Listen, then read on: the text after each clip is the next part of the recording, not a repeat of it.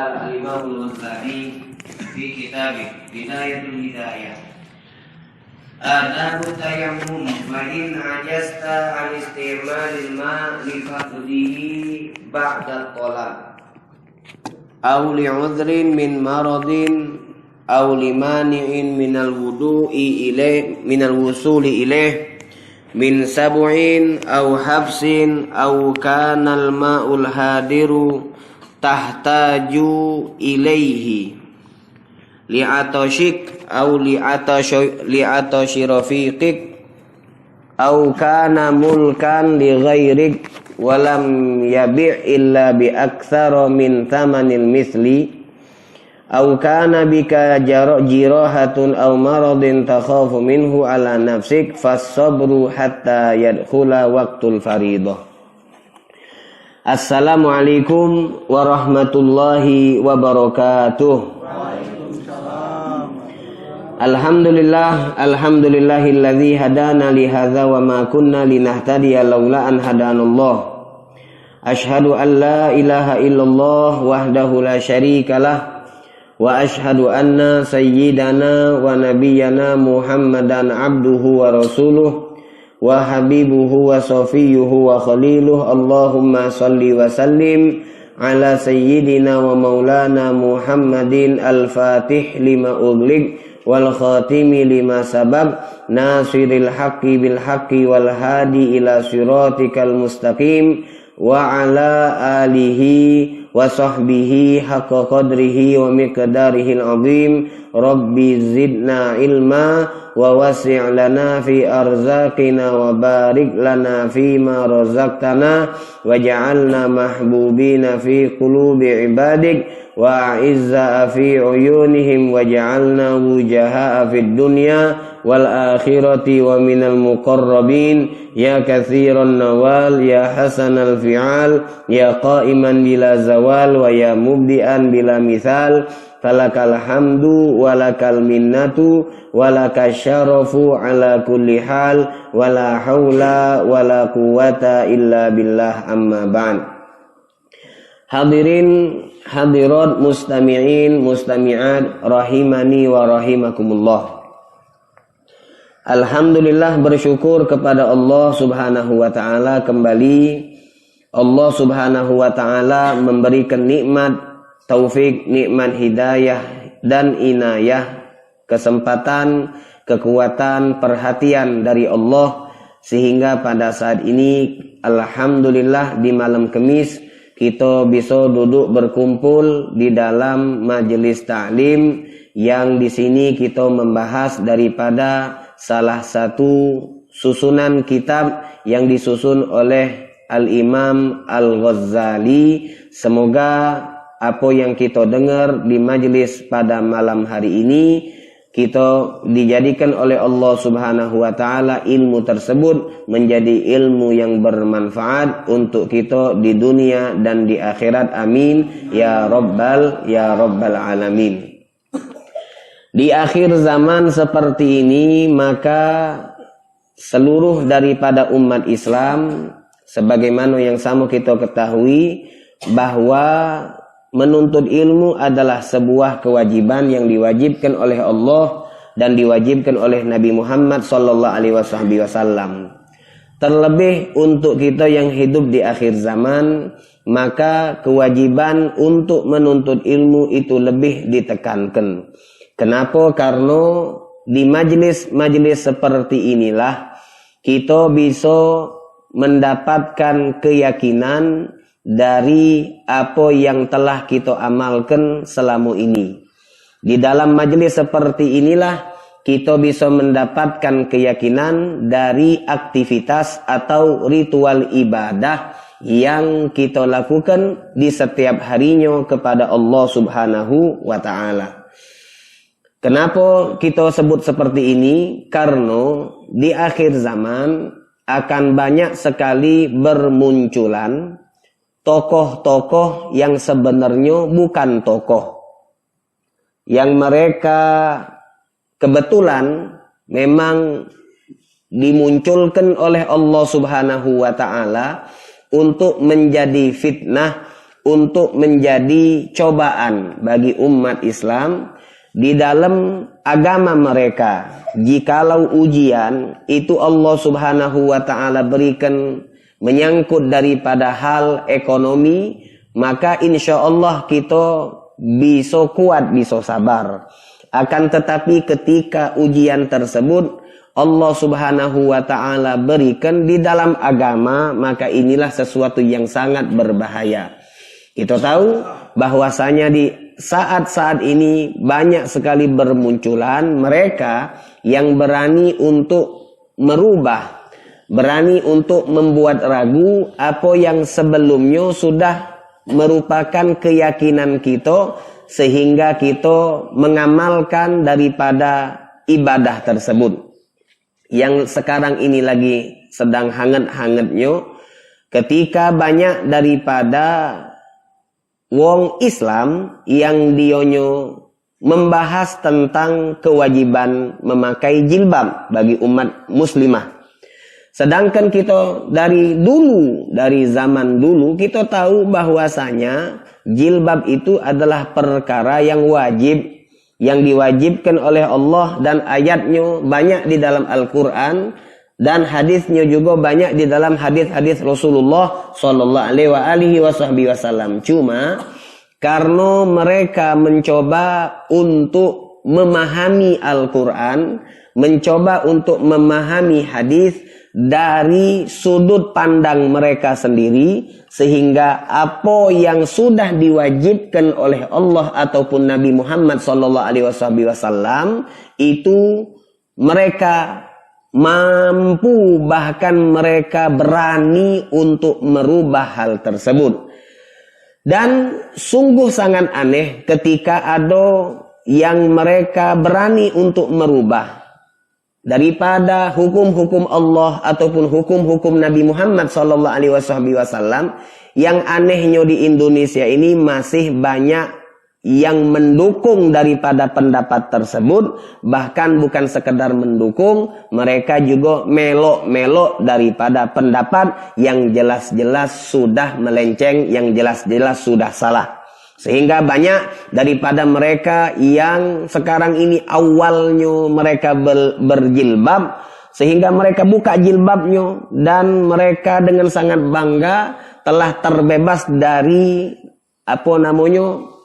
dari beban-beban agama. Mereka sebut jilbab itu beban agama. Na'udzubillah tsumma na'udzubillah. Maka hadirin hadirat, salah satu hikmah, salah satu faedah, salah satu fungsi kita hadir di majelis-majelis seperti ini supaya kita yakin apa yang kita amalkan itulah yang benar. Ketika kita mengamalkan sesuatu dan sebelum kita mengamalkan itu kita belum tahu ilmunya, kita sholat belum tahu ilmu sholat. Kita setelah sholat zikir dan doa, kita belum tahu apa ilmu tentang zikir dan doa. Kita menutup aurat, yang ibu-ibu pakai jilbab, yang lanang menutup aurat, tidak tahu atau belum tahu ilmunya. Maka ketika ada omongan seperti ini, lalu dibawakan dengan membawa kalam Allah, dengan membawa hadis Rasulullah SAW, maka dengan sangat mudah kita bakal goyang. Uyunia ini ternyata jilbab itu tidak wajib. Uyunia ini ternyata zikir, doa setelah sholat itu tidak boleh, haram, berdosa kita ngawikannya, dan seterusnya. Ini gara-gara sebelum kita ngamalkan, kita tidak punya atau minim ilmu. Akan tetapi jikalau kita, alhamdulillah, diberikan kesempatan oleh Allah, bisa duduk di majelis seperti ini, sehingga yang tahu semakin tahu, yang belum tahu jadi tahu, sehingga jikalau ada yang mencoba untuk mengganggu apa yang selama ini kita gawekan, apa yang selama ini kita kerjakan daripada bentuk ibadah kepada Allah Subhanahu wa taala, ada yang mencoba dia ngomong yang wajib dikatakannya tidak wajib, yang halal dikatakannya haram atau sebaliknya. Maka ketika kita punya ilmu, hati kita akan yakin, hati kita akan mantap dan tidak gampang tergoda, terjerumus ke dalam fitnah-fitnah tersebut. Jadi hadirin hadirat sekali lagi, bersyukur kepada Allah ketika Allah Subhanahu wa taala memilih, ketika Allah Subhanahu wa taala memberikan kesempatan untuk kita supaya kita menjadi thalabatul ilim, menjadi para penuntut ilmu. Dengan ilmu inilah kita akan selamat dari kesesatan. Ketika kita selamat dari kesesatan, maka insya Allah di dunia kita akan selamat, di akhirat juga kita akan selamat. Amin ya rabbal alamin. Hadirin mustami'in mustami'at rahimani wa rahimakumullah. Di pelajaran terakhir dari apa yang kita baca di dalam kitab Bidayatul Hidayah, kita sudah masuk di dalam bab tayammum, yang mana di pelajaran terakhir sudah kita jelaskan sejarah tentang munculnya ibadah tayammum. Yaitu secara singkat ana jelaskan, yaitu ketika Siti Aisyah radhiyallahu taala anha diajak oleh Nabi Muhammad di satu perjalanan dan terjadilah cerita panjang, sehingga dari cerita itulah Allah Subhanahu wa taala memberikan kemudahan kepada Nabi, kepada sahabat secara khusus, dan kepada kita umat Nabi Muhammad secara umum. Ketika kita tidak mendapatkan air untuk kita pakai berwudu, tidak mendapatkan air untuk kita pakai mandi wajib, maka wudu dan mandi wajib tersebut bisa diganti dengan tayammum. Itu asal muasalnya, ceritanya dari kejadian yang dialami oleh Siti Aisyah bersama para sahabat lain dan bersama Rasulullah sallallahu alaihi wa alihi wasallam. Kemudian hadirin hadirat, malam ini kita akan masuk apa yang perlu kita lakukan ketika kita tayammum dan apa penyebabnya yang menyebabkan kita boleh atau diperbolehkan untuk bertayammum. Beliau Imam Ghazali menjelaskan, fa in ajasta an isti'malil ma', jikalau engkau tidak mampu, fa in ajasta, jikalau engkau tidak mampu, an isti'malil ma', untuk menggunakan air, li faqdihi. Kenapa kita tidak mampu untuk menggunakan air? Karena banyu tu dak katik. Mak mano nak maki banyu, sedangkan banyu tu dewe idak katik. Ba'da tolab, setelah dicari. Nah, ini perlu. Kita boleh tayamum pertama ketika dak katik banyu. Dak katik banyu itu kapan? Setelah kita nyari banyu. Jangan mentang-mentang di rumah kita banyu dak katik, langsung nak sholat bertayamum, bukan cak itu. Jadi mentang-mentang ledeng mati, gara-gara belum mayar cabut wong, cabut wong. Akhirnya apa dia? Ay, rumahku dak katik banyu, berarti ya sudah. Apa namanya? Tayamum. Bukan mak itu. Tetapi cari dulu. Sama seperti pas kita nak masak dak katik banyu, pas kita nak mandi dak katik banyu, madai kita langsung tayamum dak. Kita bakal nyari solusi dulu. Nyari minta banyu dari tetangga. Atau kita nyari masjid musola terdekat ada dak banyu. Nah, kalau memang di daerah kita dak katik banyu, daerah kota kita atau kecamatan kita dak katik banyu, maka di saat itu baru kita dibolehkan untuk tayamum. Ini. Jadi maksudnya dak katik banyu tu setelah kita nyari, setelah kita cari. Kemudian auli uzrin, atau dak bisa kita maki banyu bukan karena banyu tu dak katik, tetapi alasannya banyu tu ada, akan tetapi banyu tersebut tidak pacak kita pakai. Banyu tu ada, tapi tidak pacak kita pakai. Nah, kalau yang kedua ini mayoritas terjadi di kehidupan kita. Kalau yang pertama dak katik banyu, katik sejarahnya Palembang dak katik banyu tu. Ada tu lah. Alhamdulillah Palembang ni ada banyu. sepaceklik sekering-keringnya Palembang masih ada banyu. Kalau dak katik banyu nian kamu tinggal datang ke Sungai Musi itu. Masih ada tuh lah. Alhamdulillah berbeda di daerah lain, daerah-daerah Jawa tuh ada. Sumatera kita mana yang ada di banyu jarang. Alhamdulillah ada, kalau di daerah Jawa ada, daerah Rembang di pucuk-pucuk itu agak sulit banyunya. Kalau kita alhamdulillah aman. Nah yang kedua ini mungkin kita bakal alami. Apa dia? Banyu tuh ada. Akan tetapi kita ada halangan, ada udzur sehingga kita tidak pacak maki banyu yang ada tersebut. Gara-gara apa? Gara-gara marad, gara-gara sakit. Nah, kita sakit. Sakitnya juga bukan sakit-sakitan. Bukan sakit-sakitan, sakit yang model makmano yang kita dibolehkan untuk bertayamum. Sakit yang jikalau dokternya ngomong. Dokter ngomong kepada pasien yang sakit itu, kau ini dilarang untuk berinteraksi dengan air. Jangan nyentuh banyu, kata dokter. Nah, kalau dokter yang ngomong, ngapa dok, aku tak boleh nyentuh banyu. Kalau kau nyentuh banyu, maka sakit kau itu bakal lambat sembuhnya. Atau sakit kau itu yang semula itu sedikit menjadi banyak, menjadi tersebar. Nah, kalau model itu dokter yang ngomong, itu baru sakit yang dengan sakit tersebut kita boleh bertayamum. Berbeda kalau misalnya mak mano, aku sakit, ngapa? Menggigil, kedinginan. Berarti tayamum be? Oh tidak. Tidak boleh tayamum. Mak mano, berejo. Cari banyu anget. Iya, masak banyu.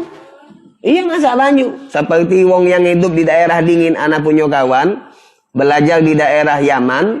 Belajar di daerah Yaman itu kalaulah sudah musim dingin di bawah 0. Jadi ngidup ikan tidak metu banyunya tuh. Saking dinginnya banyu yang di jero keran tuh jadi beku. Kita udah pernah aja itu kan. Jadi dia cerita sama anak, "Aini sago mondok di sana, ngapo sago? Kalau nak basuhan baju, nak masak banyu dulu," kata dia. Kalau banyu tu tak kita masak, beku tangan gini, kata dia. Nah, ini yang model mak itu, harus masak dulu. Jadi jangan, aku ni sakit Ustaz, demam, menggigil, tayamum bela Ustaz, mana baca? Jadi masak banyu dulu, pakai banyu yang anget. Sakit yang boleh seperti tadi, yang kata dokter, tidak boleh berinteraksi, tidak boleh tersentuh air, baru dia boleh tayamum. Kemudian, aulimani'in minal wusuli ilaih, atau dia ada banyu dak pacak maki banyu, alasannya kenapa?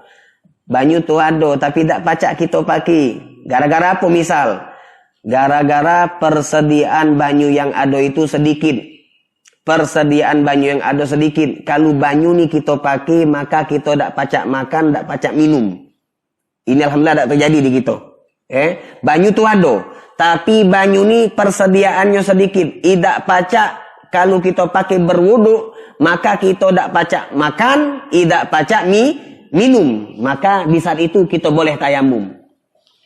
Kalau kita pakai banyu, kita pakai sholat untuk berwudu, maka akhirnya kita meninggal, berdosa gitu. Berdosa. Kecuali kalau yang kehausannya itu wong yang galak ninggalkan sholat. Ada wong yang ninggalkan sholat. Kemudian kita ni punya banyu misal sejak ini.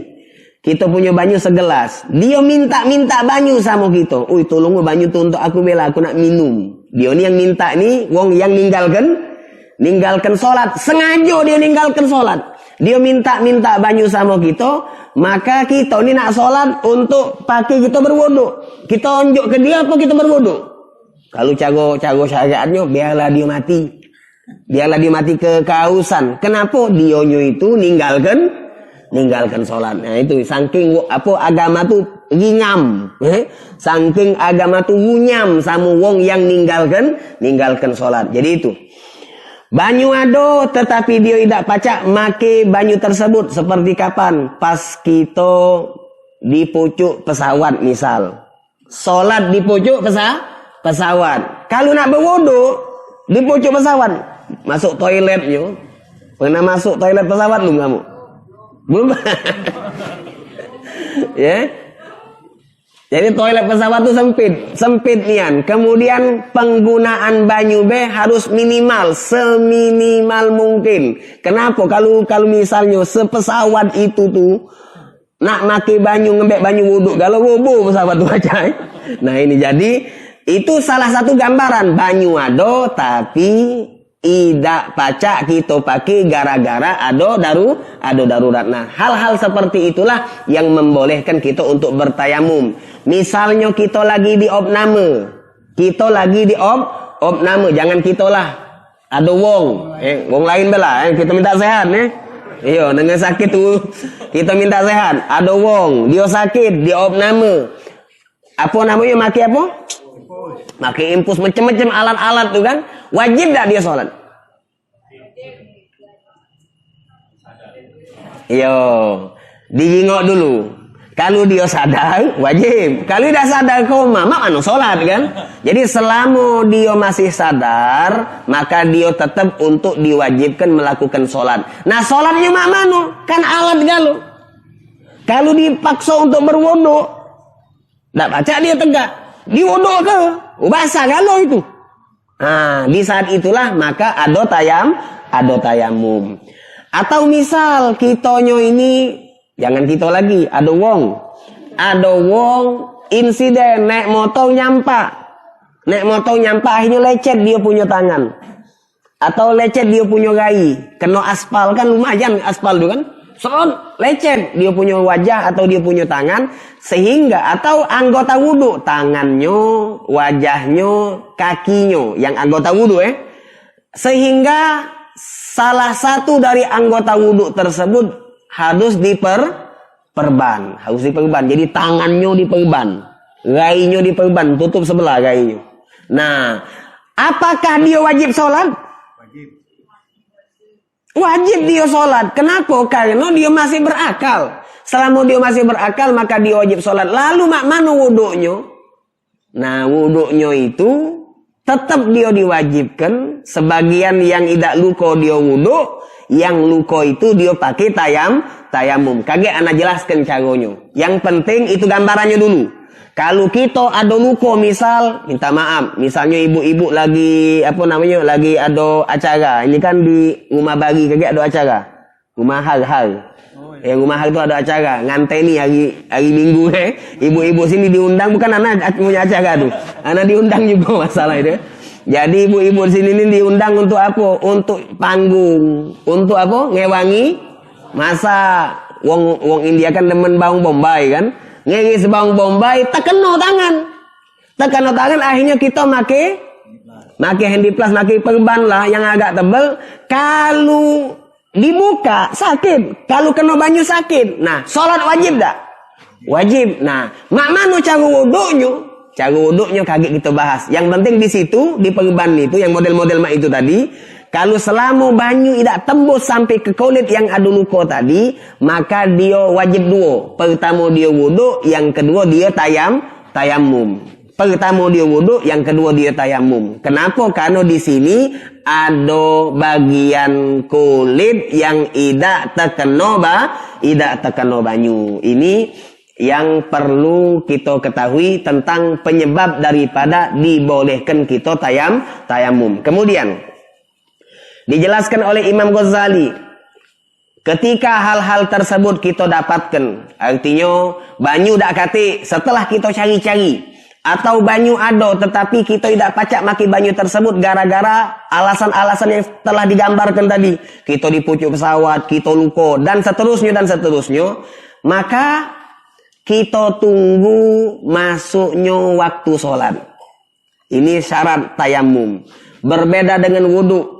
Kalau kita nak sholat isya, wudunya sebelum azan isya boleh. Kalau kita nak sholat subuh, wudunya sebelum subuh boleh. Kalau wudu. Tapi kalau pakai tayamum, maka tidak boleh bertayamum kecuali setelah masuk waktu sholat yang nak kita gawikan tadi. Jadi misal kita nak sholat isya, maka kalau pakai tayamum sebelum azan isya tidak boleh kita tayamum. Kalaupun kita tayamum, maka tayamum itu tidak pacak dipakai untuk sholat isya. Lu kenapa? Karena syaratnya tayamum harus setelah masuknya waktu. Jadi harus masuk waktu dulu. Tunggu azan. Setelah azan baru tayamum. Nah, tayamum ini maknanya. Tayamum ini pertama medianya beda sama wudu. Kalau wudu medianya pakai banyu, kalau tayamum medianya pakai. Nah, ini salah. Yang tahu diem be. Anak nanya yang tidak tahu. Ya apa cuma Ustaz nanya yang tidak tahu. Ya. Kalau wudu medianya pakai banyu, kalau tayamum medianya pakai. Salah yang ngomong debu tuh. Tanah yang berdebu. Ini penting kita bedakan. Tanah yang apa bedanya debu sama tanah yang berdebu? Beda.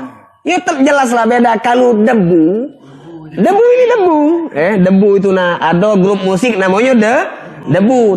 Kalau makin debu makin grup musik itu apa? Tidak kan? Jadi debu ini debu. Ini debu, tidak boleh kita wudu, tayamum pakai debu, salah. Jadi kalau ada orang nak bertayamum, ngosok-ngosok tembok dia. Atau yang di pojok pesawat. Sebagian wong travel umroh minta maaf. Ibu-ibu dengarkan dulu. Ini penting. Ketika dia berangkat naik pesawat, ada yang ngajarkan tayamumnya pakai apa? Nepok jok pesawat, nepok dinding. Minta maaf ibu-ibu anak-anak nanyo. Di rumah ibu tua. Rumah ibu betah tak sama debu? Tidak. Kalau misalnya anak punya pesawat itu kan kita nak berjualan kan? Berjualan tiket supaya wong tu masuk ke pesawat kita, demen sama pesawat kita. Nah, salah satu daripada teknik pemasaran supaya wong tu demen sama kita, harus pesawat tu terbayang tak? Di pesawat tu ada debu. Ya tak katik lah, ada lah. Tak katik. Jadi yang kita tepuk tu apa? Jadi itu salah.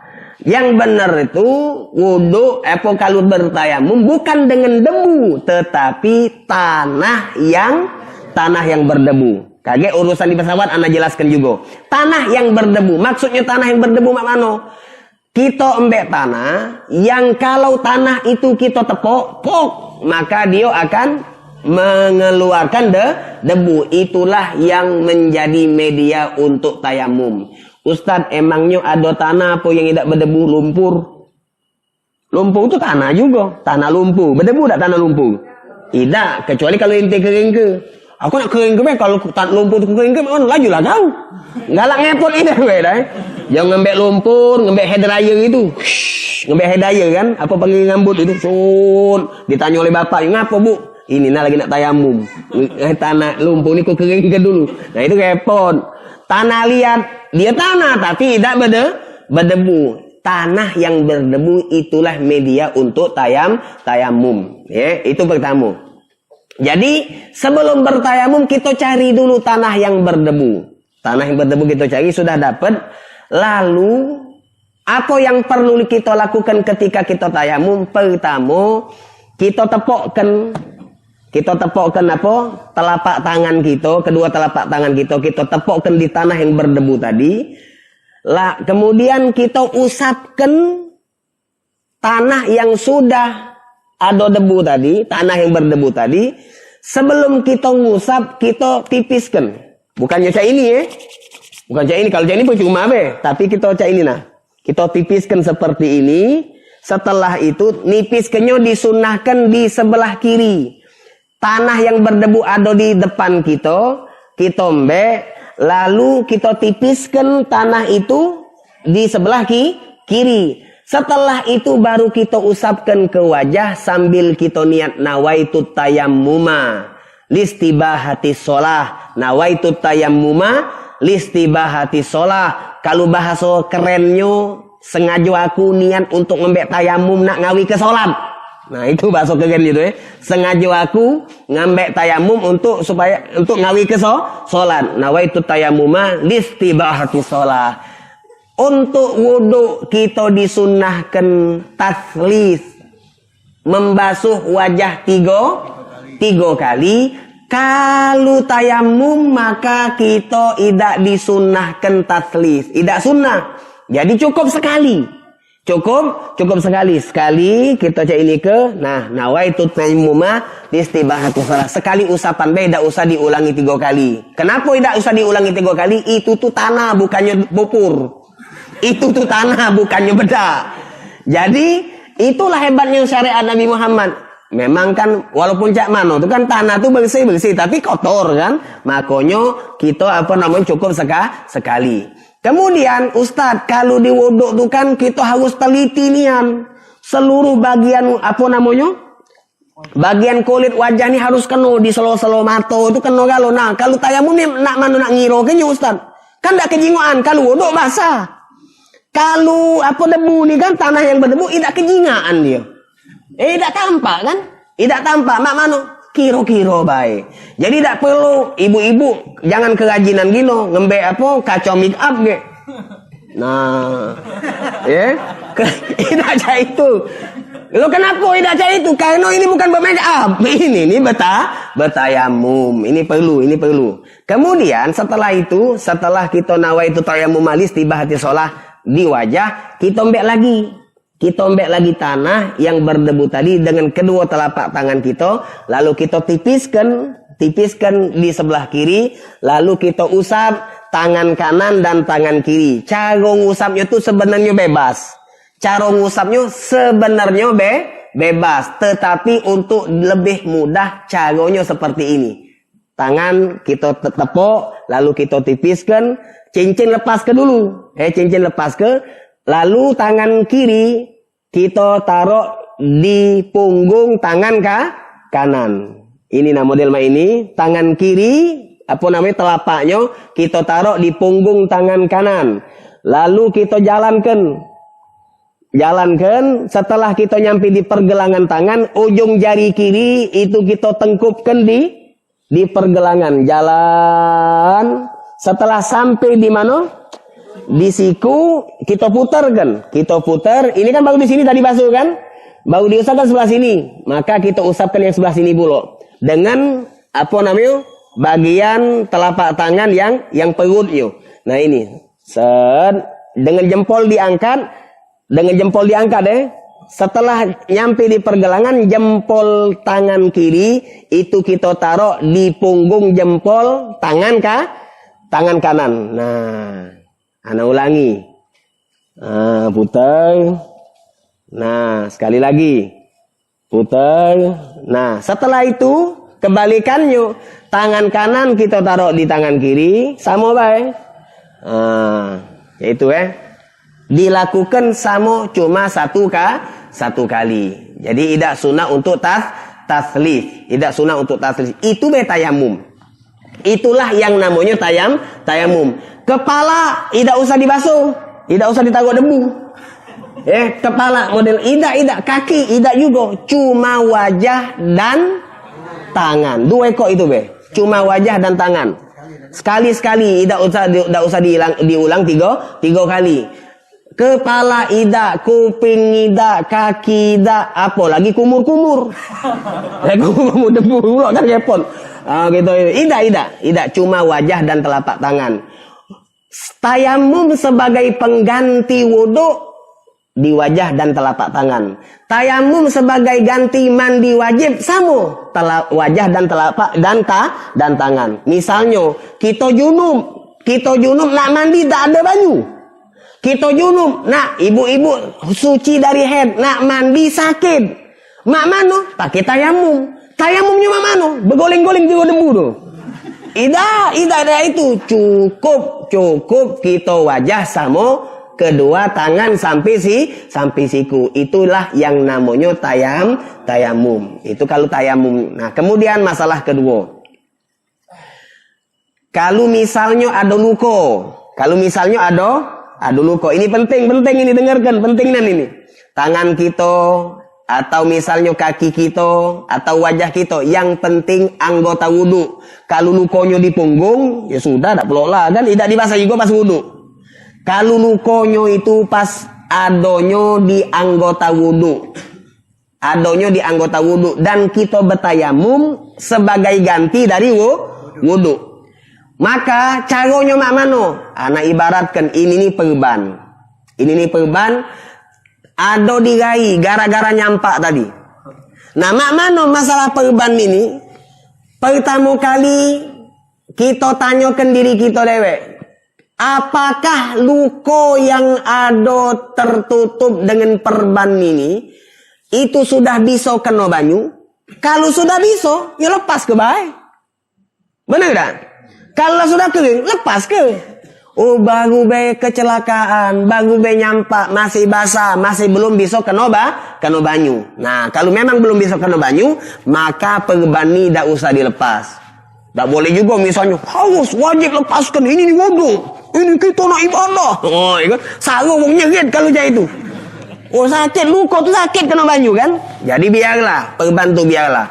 Nah, lalu mak mano? Apakah langsung tayamum? Tidak langsung tayamum. Caranya pertama dia wuduk dulu. Wuduk kenakan bagian wajah yang tidak katik perban. Kita basuh dengan banyu. Nawaitul wudu alillahi ta'ala. Yang ini jangan. Mak mano caranya Ustaz? Berejo. Cara inti dewek. Mak mano diusahakan supaya ini nih tidak kena banyu. Jadi nawaitu wudu lillahi ta'ala. Setelah kita membasuh wajah, ini kan contoh kalau lukonya ada di wajah, ada di rai. Setelah itu kita keringkan, kita lap. Kemarin tuh kan kalau ngelap habis wudu hukumnya makruh kan? Kecuali ini tidak makruh. Kita lap, kita keringkan, lalu kita tayamum. Tayamum mak mano? Sama seperti tadi, embek tanah yang berdebu, kita usapkan wajah sama telapak tangan. Bukan telapak tangan, sama tangan sampai ke siku. Usapkan wajah kita, nawaitu tayamum alistibahati sholah. Perban ini kita melok usapkan juga. Ustaz, gek kotor kan kena debu, tangan kita itu berdebu. Debu yang nempel itu tidak banyak juga. Kita nempelkan kan, habis kita tepuk-tepuk. Tidak katik ni yang dia tu. Tidak katik yang. Jadi kita usapkan di sini. Di mana melok usapkan di pojok perban. Lalu setelah itu kita usapkan tangan sampai ke siku, tangan kanan dan tangan kiri. Nah ini. Ustaz, kan perban tu ada di wajah. Ngapo tangan melok di tayamum itu? Namanya tayamum tu wajah sama tangan. Kalau wajah namanya berbeda. Mana? Kalau lain namanya berbeda, bukan bertayamum. Nah itu, jadi ingat. Ini nih kita anggap remeh, tapi kaget biasanya terjadi. Jadi kalau yang sudah anda jelaskan ini, kalau kamu nanya lagi, anda jawab yuk. Kalau sudah anda pernah jaga kan. Jadi itu, wudu kita keringkan, lalu tayamum, kita usapkan wajah kedua tangan kita dengan tanah yang berdebu tadi. Setelah selesai tayamum, lanjut wudunya. Wudu kan belum kelar tadi kan? Baru rai be. Lanjut kita basuh tangan kanan, tangan kiri seperti wudu biasa sampai kita membasuh kedua kaki sampai ke mata kaki. Paham? Itu kalau lukonya dirai. Mak mano kalau lukonya di tangan, baik tangan kanan atau tangan kiri, sama. Misalnya di tangan kanan, kita ngambil wuduk dulu, basuh rai, nawaitu wuduk lillahi ta'ala, kemudian basuh tangan. Yang tidak tertutup perban, basahi dengan banyu. Tangan kiri juga, sudah, selesai itu kita keringkan. Kita keringkan, setelah keringkan kita tayamum. Wajah sama kedua tangan sampai ke siku, setelah tangan ditayamumi, lanjut wudu, basuh kepala, basuh kuping, basuh kaki. Kira-kira paham? Dilanjutkan karena wudunya belum selesai. Ustaz, aku nandak repot, aku nak pakai wudu bela, nandak pakai tayamum. Jadi mak mano ini nak aku basahi bejolah dia. Kalau kita model mak itu salat kita tidak sah. Kenapa tidak sah? Karena telah melanggar daripada tuntunan. Aku wuduk gejo lah ini luko ndak kena banyak gejo lah dia. Nah ini aku sholat kata dia. Lanjutlah, sholatlah kau model itu, sholatnya tidak sah. Ayo Ustaz, aku nak wuduk, nak tayamum tidak sah kau punya sholat. Kenapa? Karena yang sakit itu cuma bagian ini Jadi kalau cuma sebagian, maka wajib wuduk plus tayamum. Wajib wuduk plus tayamum itu.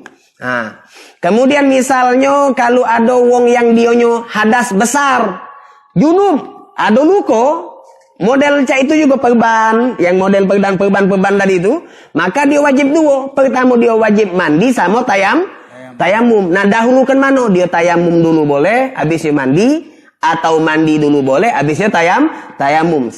Bebas. Tapi kalau wuduk sama tayamum, wuduk dulu, kemudian tayamum, kemudian sempurnakan wuduk, baru dia boleh sholat. Ini permasalahan yang kedua, yang terakhir.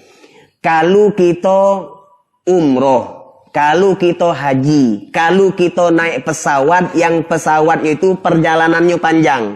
Kalau Jakarta Palembang pendek, Jakarta Papua pendek, yang panjang-panjang, yang sampai kita di pucuk pesawat tuh 9 jam, baca haji umroh, sampai misalnya 14 jam. Kalau kita kemana? Eropa. Wow, ke Eropa deh. Kalau kita ke Eropa, nah kita kan nak sholat. Kita kan dari pucuk pesawat nak sholat, mak mano. Kalau berwuduk, ada banyu, tapi tak pacak kita pakai.